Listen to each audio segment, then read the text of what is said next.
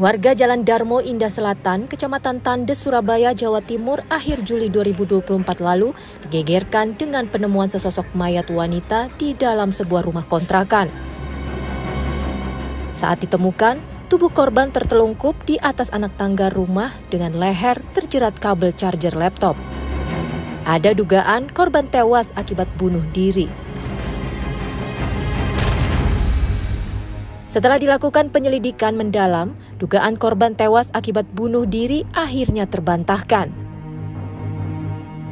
Dari hasil otopsi tim forensik, wanita bernasib malang ini dinyatakan sebagai korban pembunuhan. Adalah Sandra Devita. Bagian leher wanita berusia 30 tahun ini sengaja dililitkan kabel charger laptop oleh pelaku agar seolah-olah ia tewas bunuh diri.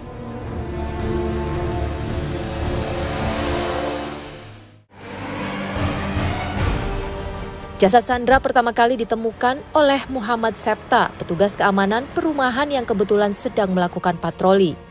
Septa curiga saat melihat pintu rumah yang ditempati korban terbuka selama seharian. Ya pas saya keliling sekitar jam 6 pagi itu, saya ngelihat pintu yang kecil ini terbuka. Habis gitu, saya masih timbul kecurigaan sedikit lah, soalnya nggak pernah terbuka sama sekali. Habis gitu, sekitar jam 12 siang saya keliling lagi, masih terbuka. Jadi saya udah tambah curiga lah. Terus saya lapor, disuruh gedor. Pertamanya cuma saya gedor pagar ini. Gedor pagar nggak ada yang keluar, terus saya manggil teman saya. Habis itu datang ke sini, ngedor yang pintu utama, pintu dalam. Yang utama saya gedor juga nggak ada orang yang ngerespon. Karena curiga tak ada yang merespon dari sang penghuni, Septa akhirnya masuk bersama 3 rekannya dengan disaksikan sejumlah warga. Pertama masuk itu ada 2 kamar utama itu, dan posisi pintu kebuka semua. Masuk ngecek nggak ada. Habis itu saya ke arah belakang, arah tangga. Habis itu saya ngelihat ke atas, korban udah di atas tangga itu. Posisinya gimana waktu itu, Mas? Posisinya kayak tengkurap gitu, Mas. Kayak tangan sama kakinya ngejuntai ke bawah gitu. Terus di badannya ada apa itu? Bukan apa? Kalau saya lihat itu di sekitaran punggung sini, leher, ada kayak kabel USB gitu, Mas.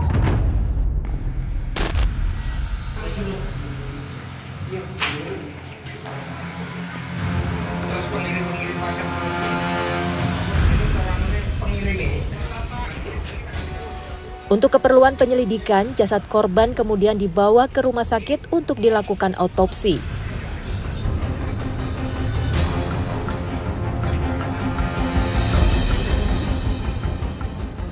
Setelah mengumpulkan informasi dan sejumlah alat bukti, polisi akhirnya mencurigai salah satu keluarga korban yang diduga kuat sebagai pelaku pembunuhan.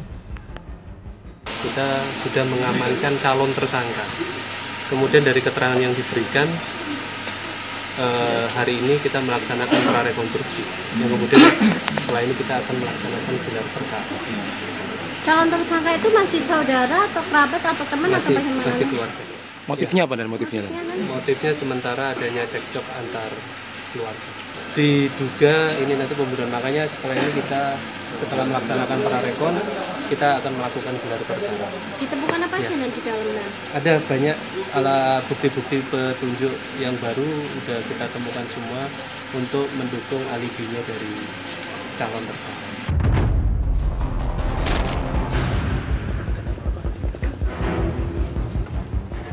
Untuk proses penyidikan, terduga pelaku pembunuhan Sandra pun diamankan ke Mapolrestabes Surabaya.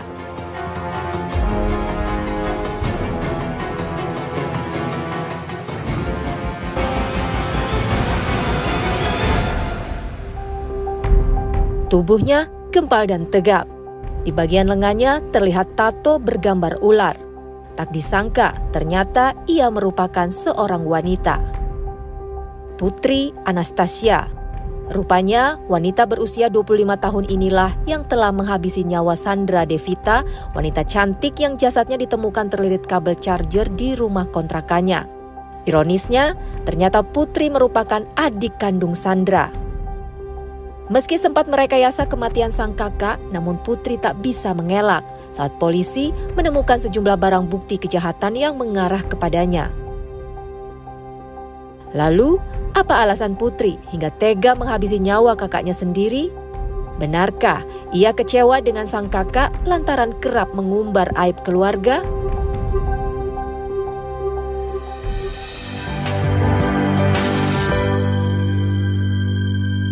Putri Natasha, pelaku yang telah menghabisi nyawa kakaknya Sandra Devita, ternyata bekas petarung MMA. Dengan teknik kuncian di bagian leher, Sandra pun akhirnya rebah di lantai dan tewas seketika. Siapa sangka Sandra Devita tewas begitu mengenaskan di tangan adiknya sendiri, Putri Natasha. Dan pada saat kejadian, sejumlah petugas keamanan sama sekali tak ada yang melihat kedatangan Putri saat ia melakukan aksi kejahatannya itu. Sementara itu, pada Minggu malam sekitar pukul 19:21, 2 hari sebelum ditemukan tewas, aktivitas Sandra sempat terekam kamera pengintai atau CCTV pos jaga perumahan. Saat itu, Sandra yang mengendarai sepeda motor melaju ke arah luar perumahan.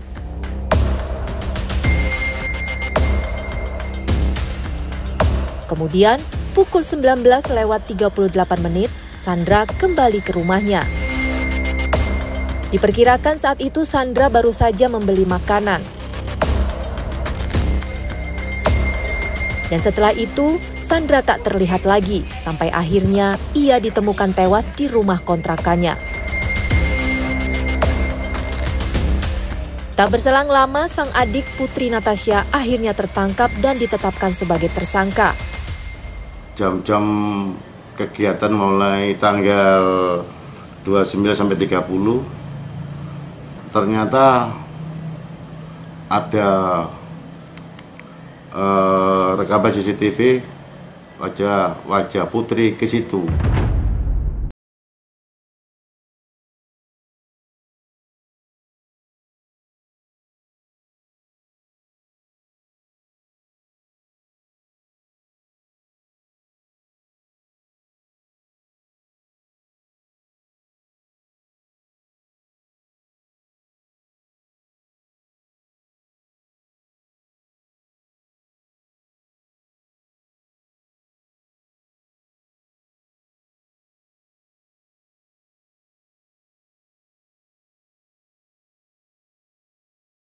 Kita cekcok bentar, terus dia ninggal saya ke dapur, terus kita cekcok lagi, itu di situ aku melakukan penguncian itu di leher sampai nggak sadar kalau dia nggak bisa nafas. Waktu aku melakukan teknik penguncian itu, dia masih tetap bawa pisau sama bilang, ayo bunuh aku, ayo bunuh aku. Di situ dia semakin gerak. Jadi refleks penguncian tanganku itu semakin kuat ke dia sampai aku nggak tahu, sampai akhirnya dia lemas. Yang menjadi pertanyaan, kapan Putri datang ke rumah sang kakak sampai-sampai tidak terpantau di CCTV pos jaga perumahan. Rupanya, saat itu Putri masuk lewat gang kecil yang ada di perumahan pada Senin dini hari 29 Januari 2024 dengan menggunakan ojek online. Ia langsung masuk ke rumah kontrakan Sandra dengan cara melompati pagar. Meski sudah mengetuk pintu berkali-kali, namun tak ada jawaban dari Sandra.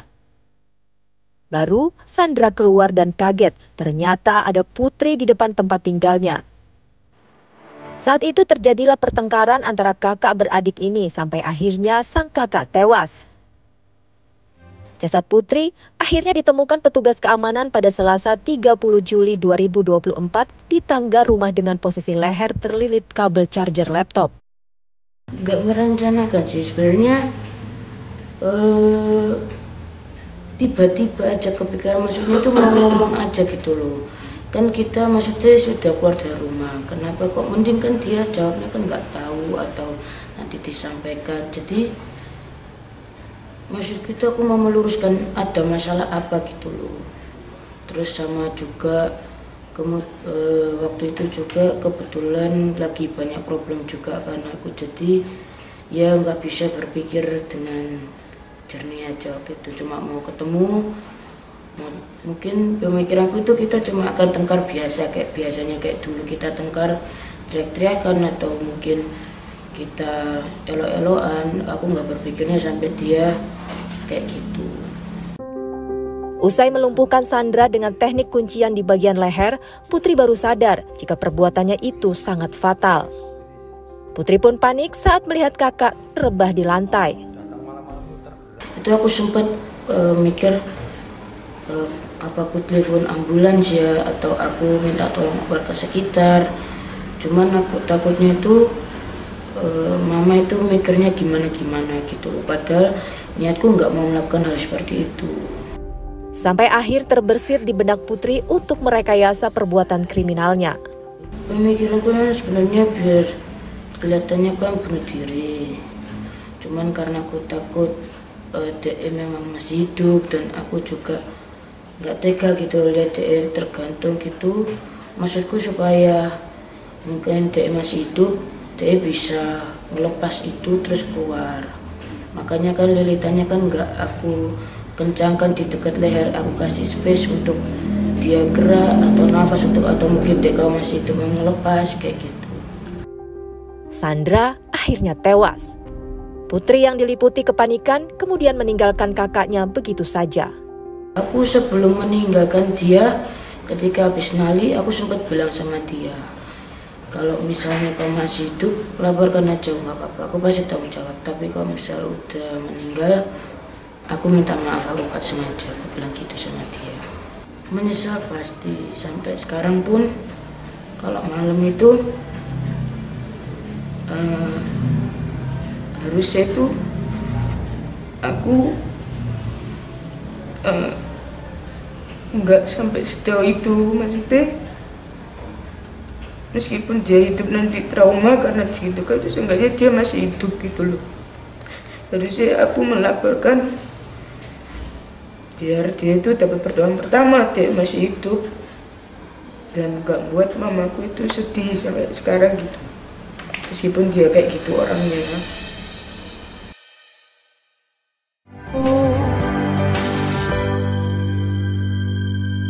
Putri Natasha menghabisi nyawa Sandra Devita bukan tanpa alasan. Kemarahannya memuncak ketika sang kakak mengumbar aib keluarga kepada orang lain. Penyesalan Putri Natasha yang telah menghabisi nyawa kakak kandungnya kini sudah tak guna lagi. Putri kini harus mempertanggungjawabkan semua perbuatannya di mata hukum. Lalu apa sebenarnya yang melatar belakangi kasus pembunuhan ini? Dengan tegas, Putri pun mengungkapkan kepada kami. Kemarin sempat ada masalah di kantor, orang kantor sempat ke rumah. Dia tuh masalahnya itu udah selesai. Cuma orang kantor ke sana itu cuma mau mencari saya aja. Cuman kakak saya itu merembetnya kemana-mana sampai ke orang tua, ke adik saya. Orang yang nggak seharusnya ikut tuh jadi terlibat. Rupanya itulah persoalan yang memicu Putri bisa berbuat sadis kepada sang kakak. Putri tak suka jika sang kakak mengumbar aib dirinya dan keluarga.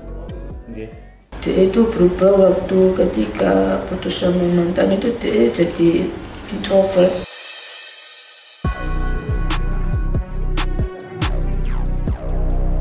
Untuk melengkapi berita acara pemeriksaan, Polrestabes Surabaya pun menggelar proses rekonstruksi kasus pembunuhan Sandra.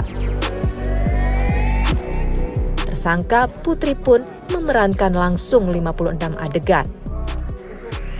Mulai dari ia datang ke tempat tinggal Sandra hingga akhirnya ia mengeksekusi sang kakak.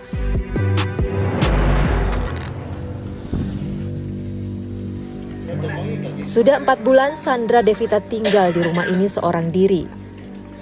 Sebelumnya, rumah ini ditempati oleh Sandra bersama ibu dan kedua adiknya Putri Natasha dan Okta. Selama tinggal bersama, rupanya Sandra sering terlibat perselisihan dengan ibu dan kedua adiknya. Sampai akhirnya 4 bulan yang lalu, ibu dan kedua adiknya memilih untuk keluar dari rumah dan mengontrak di tempat lain. Mulai keributan itu bulan Februari, bulan 2. Iya, bulan 2 dia ribut itu, mulai ribut. Terus mamanya bilang, ya udah kamu sendiri aja mandiri, belajar mandiri, mama tak cari kontrakan lain sama adikmu. Mamanya bilang gitu. Ke saya juga bilang gitu. Apa menjadi penyebabnya mereka pindah rumah itu? Penyebabnya hanya selisih paham aja kok. Selisih paham itu penyebabnya itu. Nggak ada penyebab yang bagaimana nggak ada. Kompak kok itu, Mas. Iya, kompak. Itu kontrak rumah itu aja urunan apa gitu, urunan sama anak-anaknya kok. Sejak ayahnya meninggal, kehidupan keluarga Sandra memang kacau. Mereka tak akur. Bahkan, menurut Putri, sikap Sandra kepada sang ibu pun dirasa sangat keterlaluan.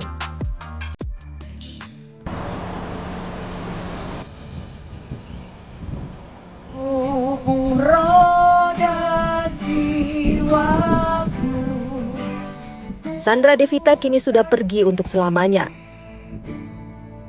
Kepergiannya tentu membuat keluarga dan kerabat merasa terpukul.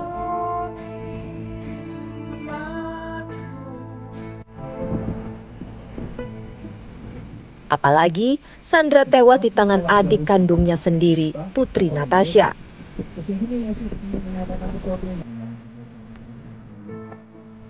Setelah kepergian Sandra, kerabat dan keluarga terus memanjatkan doa agar Sandra tenang di sisi Yang Maha Kuasa. Setiap orang yang hidup dan yang percaya kepada tidak akan mati selamanya. Percayakan engkau akan